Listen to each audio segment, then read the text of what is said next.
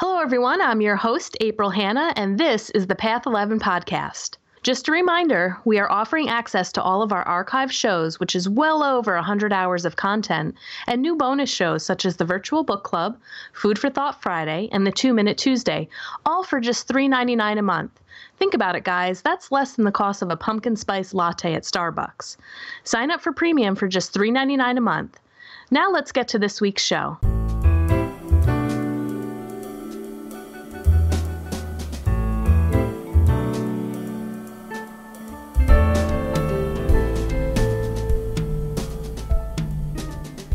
We have a packed show for you today. I'm very excited about our guest.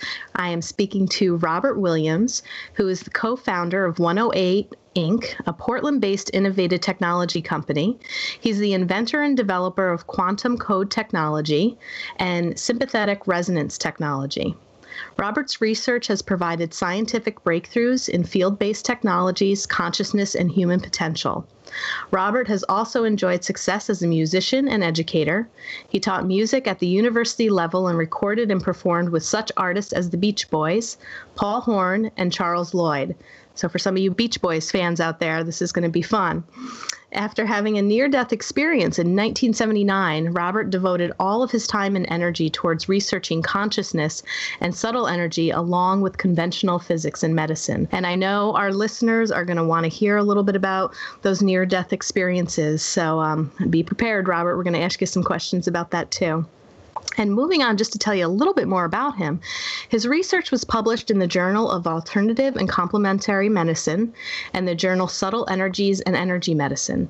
He's been a guest lecturer several times at the University of California at Irvine and the Thai Sophia College of Alternative Medicine in Maryland. Additionally, Robert co-developed the 108 mobile phone Heart Plus app that enhances, supports, and maintains highly efficient human and animal bioenergy levels. He also co-developed a way to revitalize drinking water, restoring the molecular relationships of H2O to match those of pristine healing waters found around the planet. Love is the Power describes in raw detail how his life journey continued to turn from one direction to another, eventually leaving him struggling for his life, and the unexpected revelation that through various means has improved the quality of life for millions. So this new book that he has coming out, Love is Power, is something that we are going to talk about. But as you can hear from Robert's bio, this is going to be a loaded show. We definitely have some conversation about his near-death experiences. I'm sure some of you would like to hear about his experience with playing with the Beach Boys. He's got this amazing app that's out there. So we have a lot to cover. Let's get him on the show. Welcome, Robert. Hi, April. Good morning. It's a pleasure to be on your show. Good morning. My goodness, where do I begin with you? Anywhere. Jeez. All paths will lead to Rome in this case. Okay. Well, reading a little bit about your background, maybe we should start with some of the music, because I understand that as you were playing, there were some medical issues and some health issues that actually led to you having to leave music for a while there. So I don't know if that's where you'd like to begin your story, but I'd like to hear a little bit about that, because I feel like there's some of that that's kind of propelled you into what you're working on today in the world. Sure. And I bet you at some time or another in all of our lives, we reach a point where all that we thought was who we were, our lives, and what we thought was going to be the future collapses. And it's historically or metaphysically called the dark night of the soul. When I was young, I really was into my music, my saxophone. I practiced all the time. I found that zone of consciousness playing in different bands, and I just loved it. I knew I was going to be a musician, get my teaching credential, go on the road, see the world, get married, have 5 kids, teach music for the rest of my life, and be happy. So that was, I had it all laid out. 3rd year of college at Cal State Hayward and music major. And things were going pretty good. I was pretty good on the saxophone, pretty good as a musician in general. And my jaw, though, was also hurting more and more and more, to the point where one morning I was awakened by this amazingly hurtful situation where my jaw would not open. And it's kind of this, it's a terrible feeling because all your reflexes and muscles are saying open, and you can't, and it's stuck there. What happened, to make a long story short here, is that I had an accident when I was 7 years old, fell off my bicycle, and there's a joint there in your jaw called the temporomandibular joint, or the TMJ. And when I was diagnosed, they took an x-ray of that area. I had injured it when it's age 7, and now fast forward to my second, third year in college. Because of the position, I had to have my jaw and mouth to play the saxophone. It was damaging or irritating this particular joint, and the muscles would go into spasm and so forth. And I was just sitting there in the dentist chair, and I'll never forget when he said, "You know what? We've located the problem." And I go, "Oh, great! Well, now they've located the problem. I can play my horn again." He says, "But there's no solution. There's no way to go back and change your jaws. You're just going to have to give up the saxophone." And this was the 70s. So why don't you play guitar? Everybody else plays guitar. And I remember, what? Wait a minute. My whole life is about music and about the saxophone, and I was booked up 6 to 8 months in advance in bands all over the Bay Area. And so this was just a devastating point of my life where I was propelled into a path of seeking that which I felt could not be taken from me. And so that gets into all kinds of philosophical conversations. But at this point in my life, I dropped out of college because I knew I couldn't play that many hours, and pretty much gave up my music and began my spiritual journey. But that was my major dark night of the soul with my music. And anybody who's been into something that passionately, and then because of a medical reason or some other reason, you cannot continue, especially at that age. It's a devastating confrontation. It throws everything up, and you don't know where you're going to land. Yeah, exactly. So can you tell us a little bit more of, as we're moving more into your consciousness studies and your experiences, what were some of these stories of these near-death experiences that you had? Well, first, I grew up seeing things that other folks didn't see or didn't report seeing. I was looking at nature spirits and different beings in the backyard. So I suppose all children can see things like that. And I continued to see things as I was growing older. And I think this was part of my ability to go in and out of the death porthole later on, which I'll talk about. But first of all, my parents were very concerned because I was seeing things and auras around people and dark, I'd see this dark thing around Uncle Dickie, what's that dark thing there I see? And oh God, he had cancer. And how did Robert know, how did little Bobby know this? He's only 10 years old or whatever. Those kinds of experiences. So now let's go forward to 1975, 1976. I had started meditating, doing transcendental meditation. And even though I couldn't play my saxophone more than 2 or 3 hours a day, I was still playing. I was attending a university in the middle of Iowa called Maharishi International University, which was founded by Maharishi, who started transcendental meditation. It was a fully accredited college. All the students were meditating and learning, everything that colleges teach. It was during the time that the Beatles and the Beach Boys and Donovan and Mia Farrow and a lot of celebrities went to India to learn TM from directly with Maharishi, and it made big news. And the Beach Boys all learned, and they came back after those courses. And Mike Love, who was the greatest proponent of TM, and said, "You know what? For our next album, we need to get into a different environment. Why don't we go to this university, record our album there because it's so peaceful and the vibes are so good, the good vibrations are so high. And so I was a student there at the same time. So this is one of those amazing synchronicities. So, I was going to school there and just playing in a little local band just for fun. And they started recording a Beach Boy album there on campus. They made a recording studio, and we weren't allowed as students to go there, and but we knew it was happening. One day I got a message in my student mailbox: please report to this building and bring your saxophone. I go, what? So it was the producers of the album and eventually Mike Love, and they were at the time overdubbing the horn sections for the album, on the album. And the word got out that there was a sax player on campus, and why fly in people from LA when you can just go right here, and walk across campus. But I had to try out, I had to play the parts. Next thing I know, I'm recording on this Beach Boy album. And 4 or 5 sessions later, we laid down the tracks, and I'm thinking, gosh, this is, I'm listening to their harmonies, and I'm seeing Brian Wilson and Al Jardine, and just like, oh my God, I'm only 23 years old. Right? Like, is this really happening right now? Is this really happening? Exactly.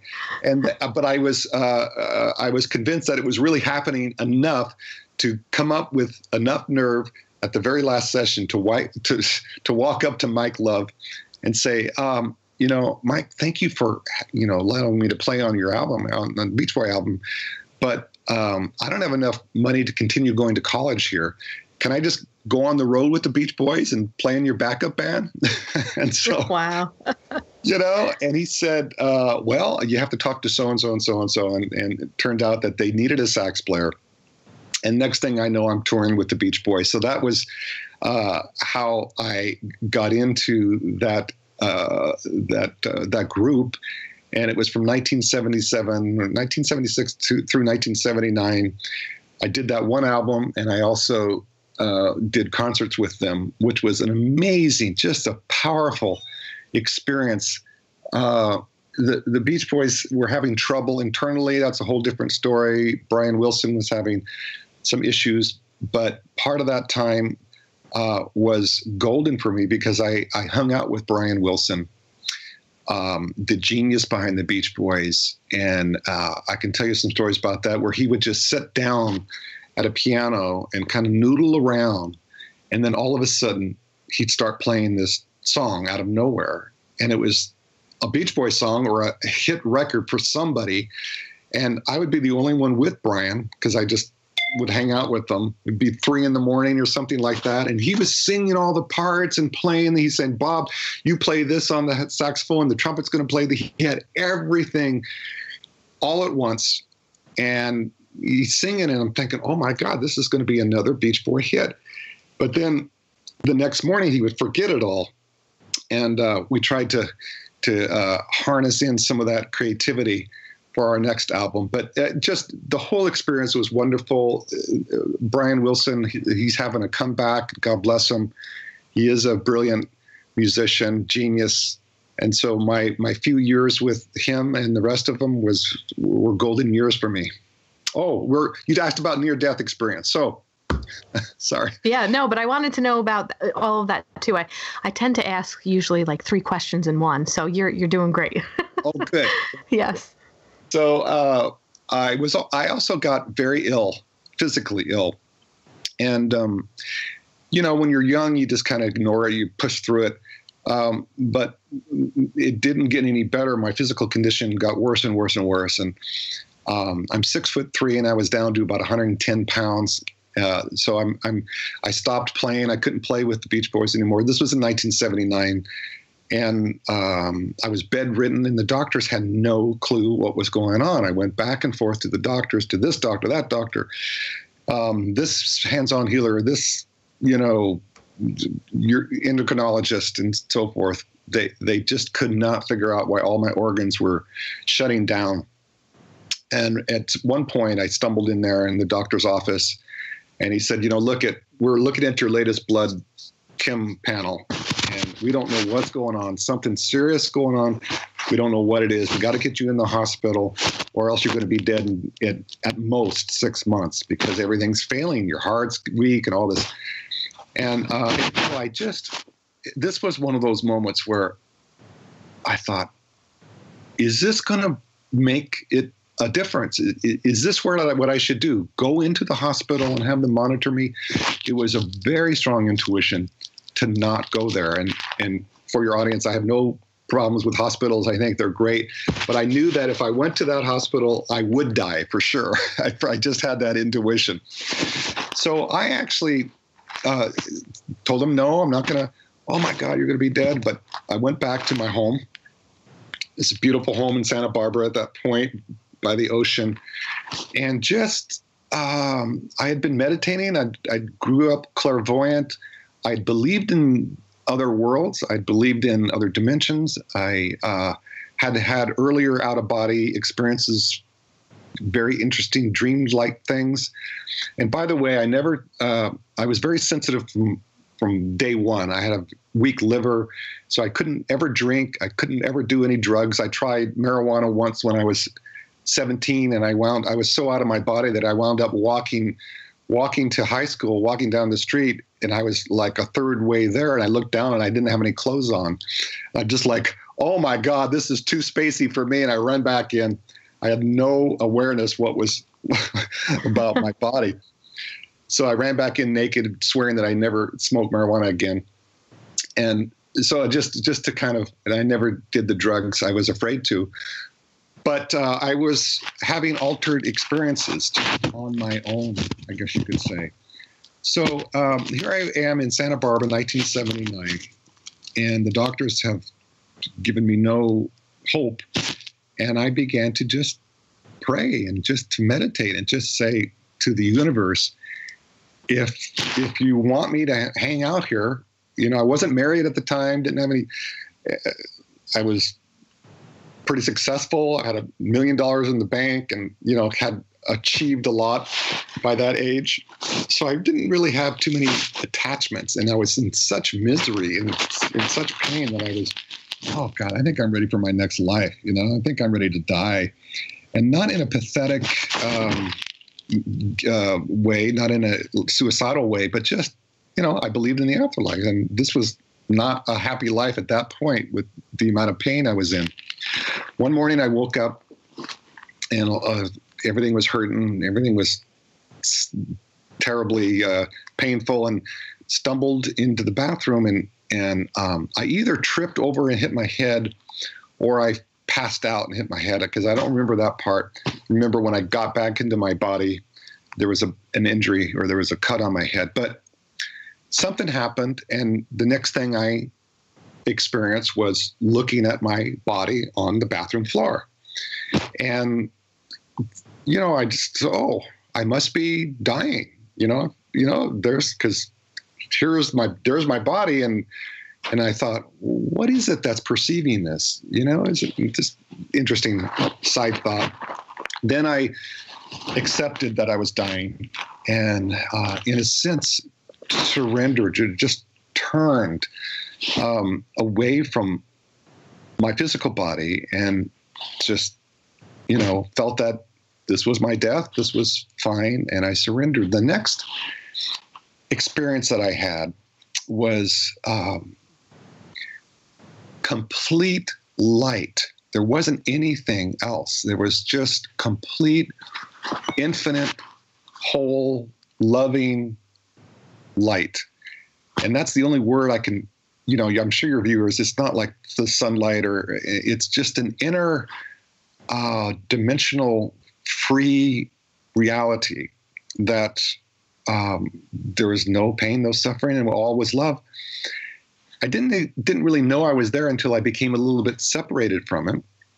So now there's a little sense of I experiencing the light, but I was so close to the light that's what the impression stayed with me. So that's what I remembered. And a being showed up, whether I projected this being in my own consciousness or whether it was a real celestial being. It doesn't really matter to me. The being said I had a choice to go back into the light or to go back into my body. And of course, I didn't want to go back into my body, my physical body. It was horribly sick and yuck. And but I asked, do I have a purpose? And the answer was yes. And at that realization or that communication, I knew that I had to go back if I had a purpose. So that's when it became very interesting, because then, the light began to dim and I began to descend, if you will, through these various dimensions. I write about these dimensions in my book in detail, but they start with these amazing things that I can't quite put into words, these huge orbs. And then I was seeing things that were a little bit more familiar at some point. There was a dimension that was full of symbols and geometries and sounds and just this kind of ecstatic place of geometry and golden mandalas and like that. And then each time I descended, there was like a little blackout, like going into deep sleep for a second, and then I would wake up in this different dimension, which was now full of these huge beings, which I call archangels, and because I read about them later, and then angels, and I kept coming closer and closer to my body, and I saw these realities, these different ways in which life takes alternate pathways or different pathways after the death of our bodies, and it's very beautiful, very complex to the mind, but very perfectly cosmically orchestrated.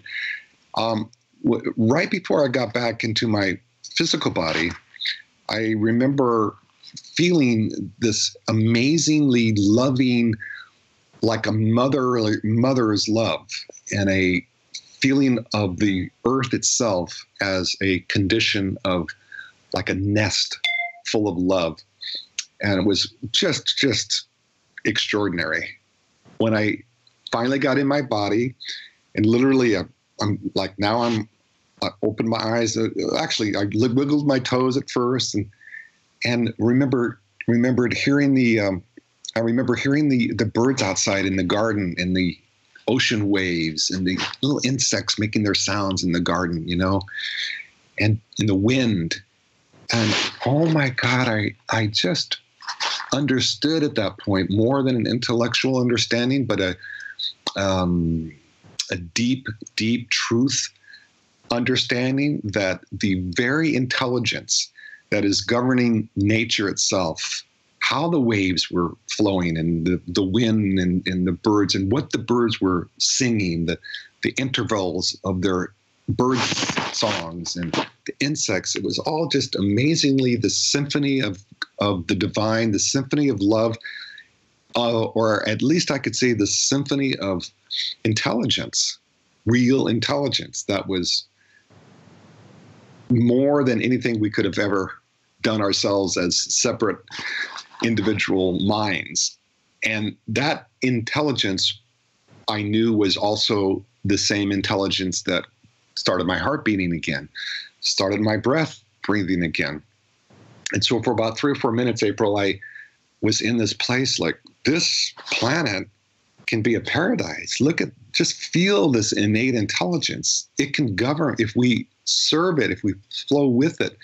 Not so much just the environment like we think of the planet, but just the essence of physical life, the essence of the miraculous things that are happening all the time. One cell is now growing in our left hand, and another cell is dying. It's all perfectly making up our bodies, making up this individual being that I call my body, your body. There's intelligence there that's remarkable. So I understood that at a very beautiful level, very sublime level. And then my head started to hurt, and then my gut started to hurt, and then all the pain came back, and I go, but I was changed. And I, cleaned up my mess and packed up my car and continued on with my life, which incidentally, I didn't die in 6 months, and I didn't do anything other than begin to visit these realms, these dimensions in a conscious way. So I can go into that story if you want, but I've been talking for a long time, and I want to make sure I'm not.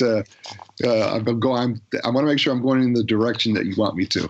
Yeah, absolutely. This is great, and I would like to hear maybe a little bit more about those dimensions, because I know that you cover a lot of this in your book. And as you were saying that, I was thinking to myself, like, oh, so maybe since he had that opportunity and that experience of moving through them and kind of coming back into the physical body, that once you have that intelligence, that you're able to access that again from, I want to say memory, but maybe more of a knowing, to go back there. And so, I would like to hear more about that. And I would like to talk specifically about that one stage of sacred geometry.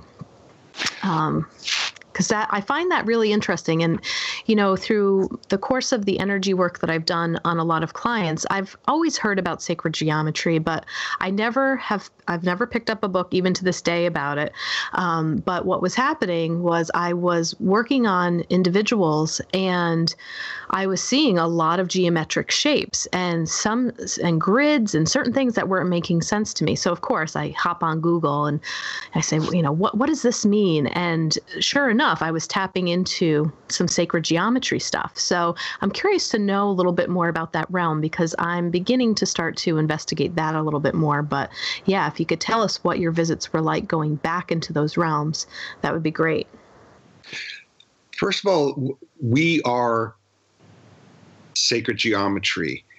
The way our cells grow and the DNA, the geometry within the DNA, and then more importantly, the subtle blueprints or the forms in which our bodies grow into is all related to these sacred geometries and the ratios. So let me get back in. Let me tell you more. So now, after that near-death experience, I bought a sprout farm down in Flint Springs, east of San Diego. So it was literally out into nature, and beautiful area. And I began to. This was the technique I discovered. I would sit and I would say my prayers for the highest good of all, prayers like that. And I learned some Sanskrit prayers, and I would ask myself, what am I thinking or what am I feeling? And I would identify that which I was resisting. And we all have things we are resisting, or things we're running away from, things we're trying to get away from. And of course, we all have this kind of innate, well, we want to hold on to that which is pleasurable, or that which is more comfortable. Well, there's this dilemma that we are faced with as humans. So I saw that in my own psychophysical reality, and I would say, well, okay, I'm afraid of this, I'm afraid of that. And the technique I used was to go right into that fear and just surrender into it, to not resist it at all, to love it in a sense. So love in its highest modality is unconditional. It just accepts unconditionally, without trying to change it, it just accepts it at least as a stepping stone into a relationship with whatever that is. So I would identify these fears and accept it, kind of surrender my life into that fear and be willing to die in that moment.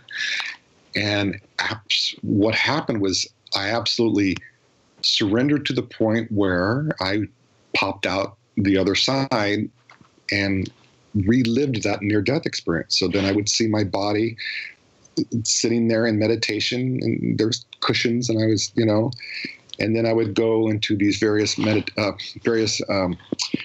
dimensional states. What is interesting, April, is that the geometries would indicate where I was in higher dimensions. So if I was at a certain place, there would be a symbol there, a geometry, a mandala. And so there I am. I'm experiencing this symbol. So there's a duality. And since I was more than willing to die even at that point, I would surrender myself into that symbol, into that mandala, and then wake up, so to speak, and see these information fields of all kinds of wonderful things. And then I would come back. Actually, I would go to a point where I would then black out. So there was no consciousness whatsoever, like deep sleep, but probably deeper. And then I would wake up back in my body again. I would breathe really fast, and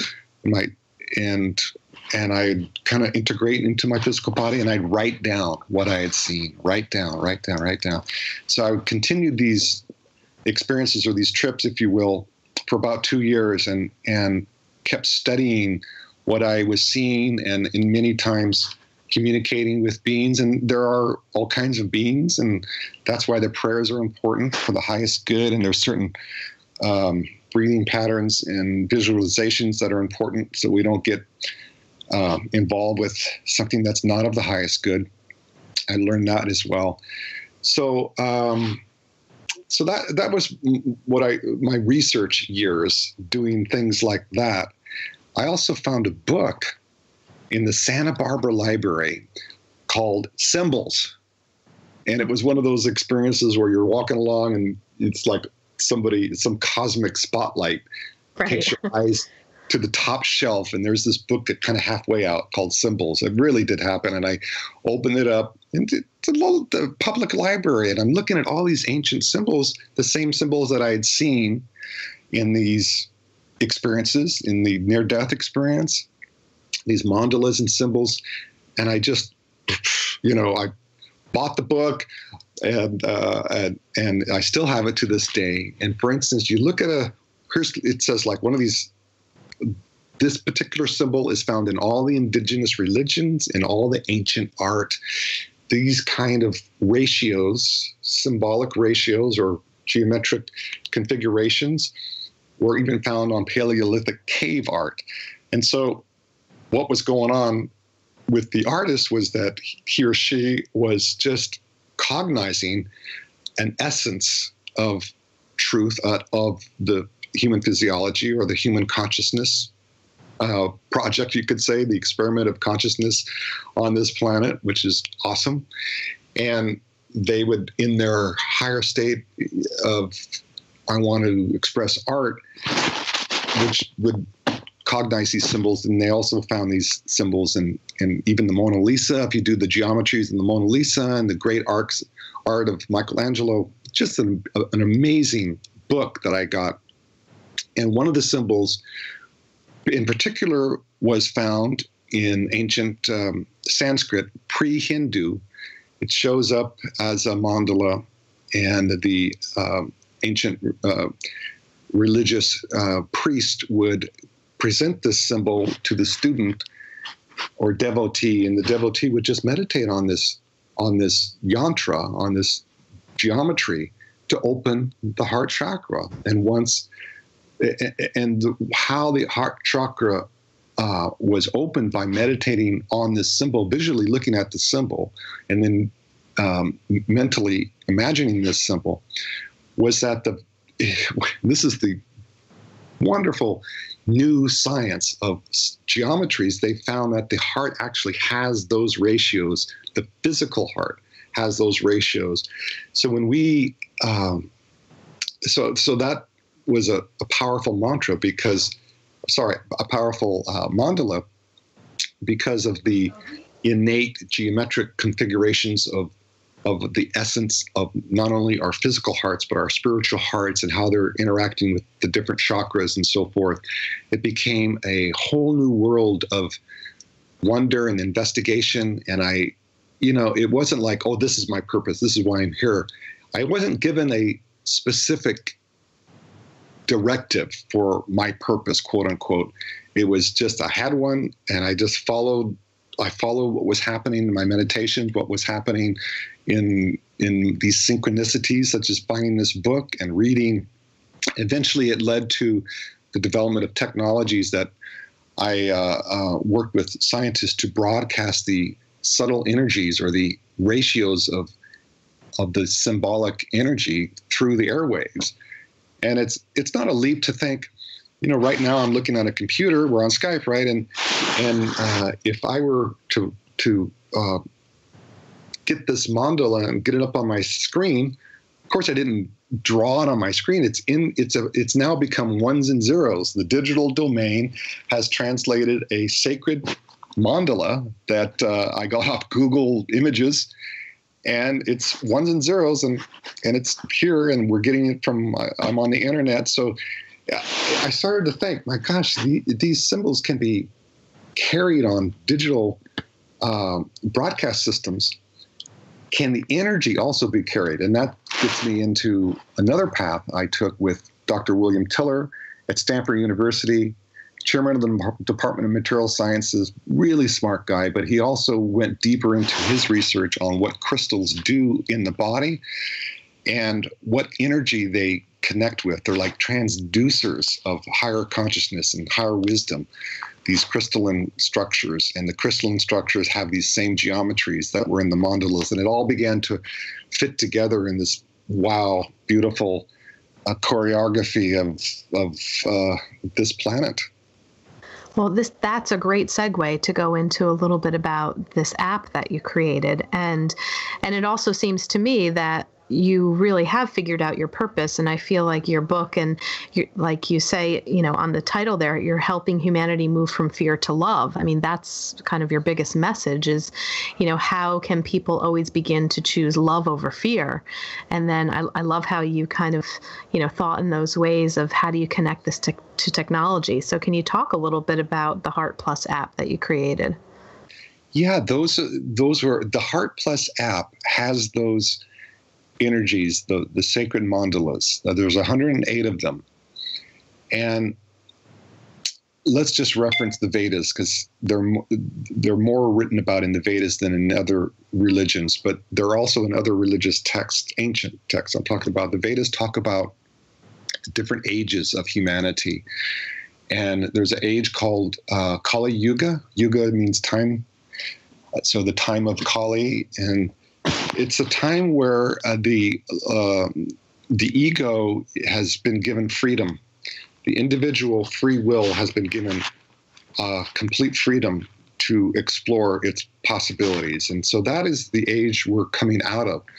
So the individual ego, the me versus you, the me, what can I do for you, and what is in it for me? All those questions are the dark side of that evolutionary phase. And the light side, the other side of that polarity is, well, if I love you, that actually is all I need to do. And there's a condition of love that is immediately responded with our own hearts. And that's it. Right now, it is most prevalent with mother's love. When a mother has a child, and I'm a father now, so I remember certainly fathers too. When we have an infant, the infant is crying, the mother puts the infant to her heart, and at first there's just unconditional love. And that's the blueprint for the possibilities for this planet. We have the blueprint with unconditional love from mothers and the child. It's also there active for one human to another. But back to my little exploration of the different time frames on Earth. So I realized that I read that we're in this Kali Yuga period. It doesn't give like 1964. It doesn't give the dates. And there's all kinds of debates about dates. But it talks about symptoms. And it says, as we move from Kali Yuga to Sat Yuga, there's a bridge, a transitional bridge, where the existing systems of society will begin to break down. And the example is like caterpillar to butterfly, the caterpillar's nervous system begins to break down to give way to this higher state of order. Back to the mandalas that are symbols of energy activities. At this time, during the bridge between Kali and Sat, or bridge between the age of fear and the age of love, is symbolized by these 108 mandalas. And not only do they symbolize this transition, but they are resonating with the higher consciousness. And so those are the symbols in the 108 in the Heart Plus app. They're also found in how plants grow, and how when we take a walk out by the ocean, they're in how the winds, and it's nature itself, and nature in a harmonic reality, or a reality of harmony where the ecosystem is in charge more than the individual ego. So it doesn't take too much to remember that the individual phase of humanity's growth has made some mistakes. Look at the air pollution, and there's people right now suffering and dying, and we can talk about why the earth is doing storms and earthquakes and catastrophes, but even more important, why are we killing each other, and why are we hating each other? Why is there a child being abused right now somewhere? This is just not what we feel is our highest level of potential as a human species. So the Vedas knew this. They knew that there would be a bridge into higher consciousness through the heart chakra, through the literal heart.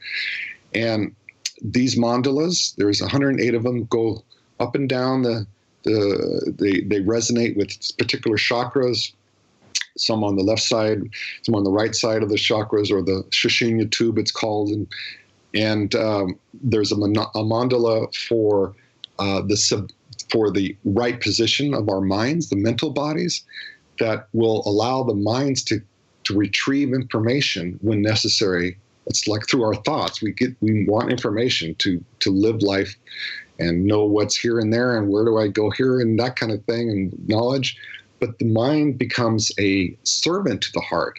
It doesn't hold everything else as subordinate.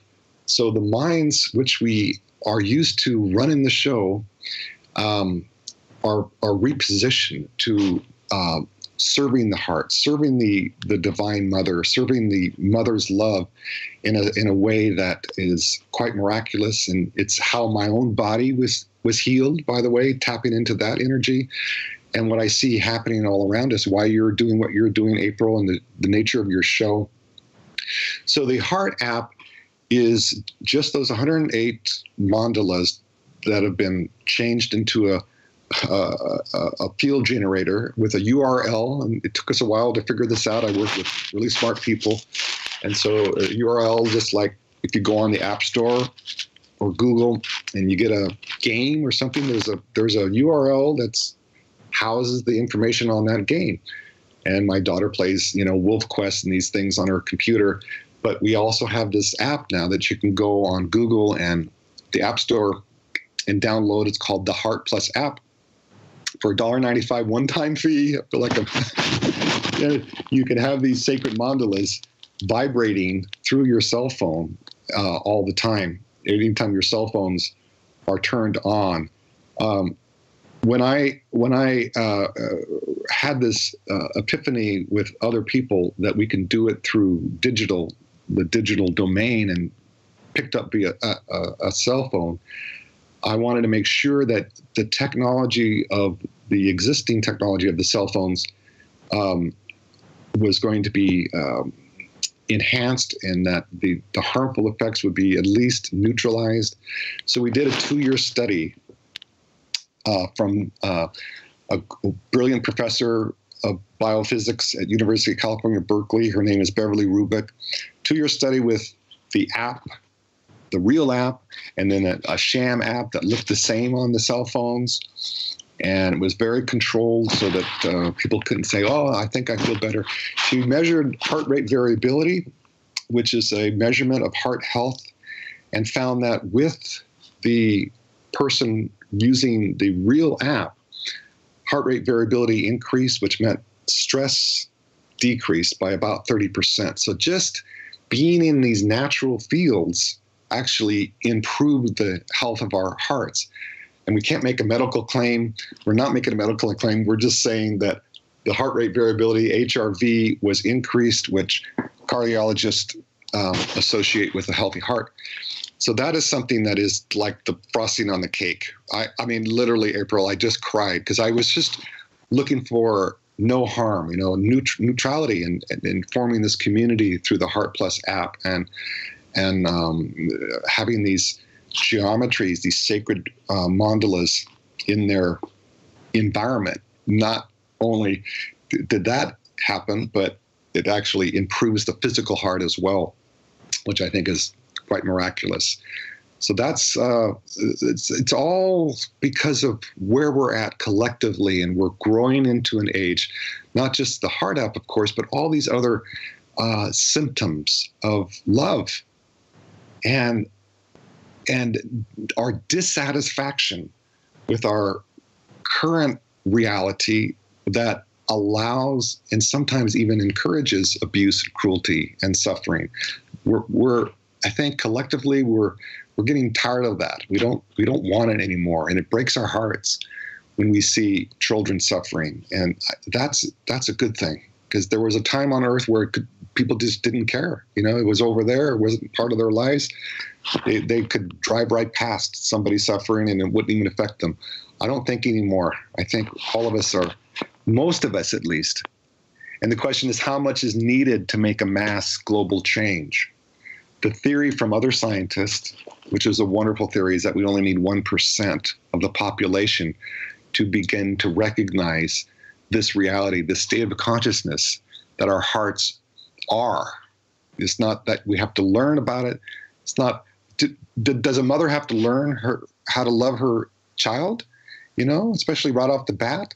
No, this is just part of her. She knows to hold and these things, and she doesn't think, what's in it for me? What's the deal here? I have a new baby. What am I going to get out of this deal? It's unconditional. She just loves. That's a hope for all of us. It's ingrained with us. It's part of us.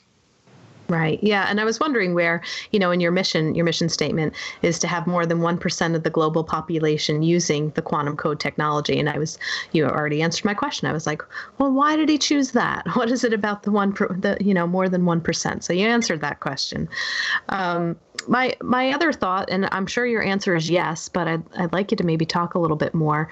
Through all these experiences, do you also feel that even though you have done kind of your own studying and going into these dimensions, that you do have other beings who are working with you in developing these products that you're developing, and that you're tapping into sources of information from a higher dimension and other beings that are facilitating your movement? All of us do. Every one of us, whether we realize it or not. We are not alone. Not only do we have our human friends and loved ones and families and husbands and wives and children, we do have guides and angelic beings, and I've seen them and I've worked with them.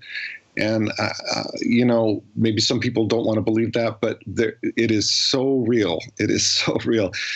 When, in fact, even one of my heroes is Albert Einstein, and I know he was a lousy father, and I read that part. But one of the things I liked about Dr. Einstein was that when he would get stumped on a mathematical issue, on a problem, he was trying to work it out. How can I get to the answer? He would just get away from his lab, go out on his boat. This is later on in his life. He would start playing the violin. He would just play Beethoven, whatever he was playing, and he would completely forget about what he was challenged with. And all of a sudden, the answer would flash would just see the answer and he'd rush back to the chalkboard or whatever and write down the answer. He was tapping into his higher state of consciousness. And when I go into that higher state, there are beings that are just begging for a question so that they can go into this infinite resource of solutions and information and intelligence and problem solutions and be a conduit. It's kind of like these days you go into a library, you poke up, a book that you want, well, at least one of the San Francisco libraries, and, mechanically you're direct to the right book. You don't have to get a librarian anymore. It's just part of a computer. And like that, when we ask, let's just make it real here. So I want to know how I can help the fire victims around here. We live in Granite Bay and there's a fire, if I ask that, I want to help. And we just let go. Of course, if I can drive and I get food, there's these things that we know we can do. That's not what I'm saying. We use our existing storehouse of impressions and knowledge in our minds. We can give food. We can hold people that are crying. But is there anything else I can do? That's when these beings, these guides, sometimes they can hint, but if you ask directly, I want help and I want it now, then they have permission via cosmic law to bring us to guide us to the right corner, or we get these intuitions or these chills, or we meet somebody, we go, oh my God, I was just asking how I can help. And now you know what I'm talking about, April, right? Right. Yep. Absolutely. These beings are there to help us in that way. I mean, how do those synchronicities happen? There is an intelligence. There are actual beings that have roles and functions that are not limited to physical time or space, actually. We can use them now. Yeah. So can you tell our listeners, as we're kind of wrapping up here, unfortunately running out of time, like I said before we got on the show, I need like 3 podcast episodes with you. Can you direct our listeners to where your website is, how they can download the apps? I know that you mentioned it's really, really cheap. I think you said like $1.95, $1.99, but, share with our listeners where they can find all this wonderful information. And I also love too, on your website, you touched upon it, but you also have the information of those scientific studies that were done about this, kind of validating the validity of the work that you're doing. So where can people find this information? loveisthepower.com. Loveisthepower.com. We got that website. Yay. Loveisthepower.com. Go there. We didn't have to, I remember thinking, oh my God, somebody must have had, but we got it anyway. You can go there. You can get the book. You can get the app on Google or the App Store. Just click in there. Like you said, April, there's information on the science, and we're adding things. More information about geometries and things like that. That's the place. Awesome. Well, I hope all of our listeners are going to join this 1% of humanity and start building towards that so you can reach your mission. I really, really encourage our listeners, whether you download the app or not, please share this on your social media, on all of your social media accounts. Text it to your friends, anybody that you know that needs to decrease their stress, improve their heart, come out of fight or flight. Please just do what you can to spread the word about this project. This is awesome. And Robert, you're doing amazing work. And, I guess we could say it's unfortunate all that you had to go through to get here, but thank God you did, Yeah, and we don't have to go through. Nobody has to go through near-death experiences, or that's the greatness about this time of blossoming. There's still suffering, but we're moving out of it, and don't think that you have to suffer to gain anything. And you're awesome as well, April, and what you and Michael are doing is so important. So I'll support you in any way I can. Awesome. Well, great. I really enjoyed our interview, and thank you so much for agreeing to be a guest on our show. My privilege. Thank you. Well, Well, I hope you all enjoyed that show, and don't forget to sign up for our premium service with over 100 hours of interviews, as well as our new segments such as 2-Minute Tuesdays, Food for Thought Fridays, as well as the virtual book club on Thursdays. All of these extra segments are only available for our premium subscribers. Visit the podcast section of our website at path11productions.com to learn more or to start your subscription for only $3.99 a month. If you're not interested in a premium subscription, you can still use our smartphone app for both Android and iPhones. Just search for Path 11 in the Google Play App Store, or if on an iPhone, look for Path 11 in the iOS App Store. Of course, you can still catch our latest 5 interview shows at any time by subscribing to the Path 11 podcast in Apple Podcasts, Google Podcasts, Stitcher Radio, and iHeartRadio. If you want more information about our films, visit our website, path11productions.com, to purchase DVDs or to rent and stream each film. You can also find our trilogy of films on iTunes, Amazon Prime, and Gaia.com. Catch you next time.